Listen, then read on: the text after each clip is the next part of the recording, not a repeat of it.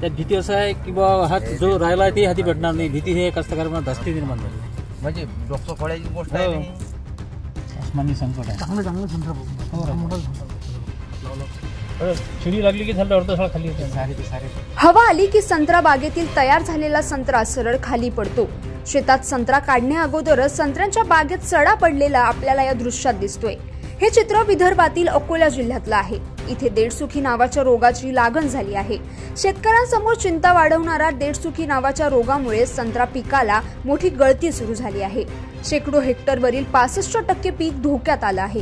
यामुळे शेतकऱ्यांना खर्च निघणेही कठीण झाले आहे.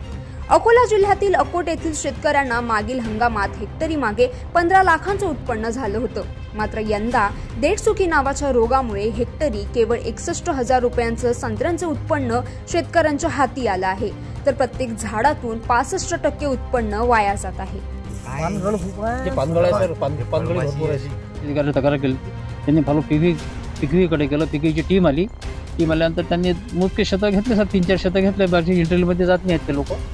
आणि आम्ही सांगितलं बा तिथरी नाचा रोग आला, पानगळ झाली, तिथून इथं देडसुखी खूप मोठ्या प्रमाणात आहे. त्यात व्यापारी वर्गही काय कसं आहे म्हणजे फार कमी भाव मागते, 450-500 रुपये कॅरेट. आमचा खर्च पण निघत नाही सर. आता मी माझ्या 2 हेक्टरमधला 61,000चा संत्रा ऐकला. 3-3.5 लाख खर्च आहे. सांगा वर्ष कसं निभाव.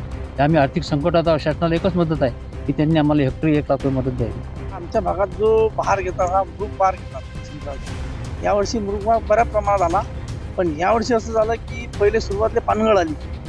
पानगळमुळे झाडं खराब झाली. त्यानंतर आता संत्रा विक्रीला आला. आता देडसुखी आली, विक्री रोग आला. यामुळे संत्र्याची भरपूर प्रमाणात गळ होत आहे.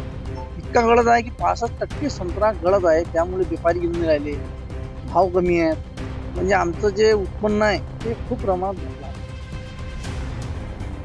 अकोट तालुक्यातल्या एदलापूर शेत शिवारातील संत्रा गळतीचे हे भयावह दृश्य सध्या पाहायला मिळत आहे.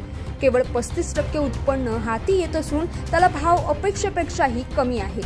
संत्र्यांवरील गळतीमुळे शेतकऱ्यांना सरकार तसेच कृषी विभागाकडून मदतीची अपेक्षा आहे. तर तुम्हाला हा व्हिडिओ कसा वाटला आम्हाला नक्की कमेंट बॉक्समध्ये कळवा. आणि अशाच व्हिडिओसाठी मॅक्स किसानला फॉलो आणि सबस्क्राईब करायला विसरू नका.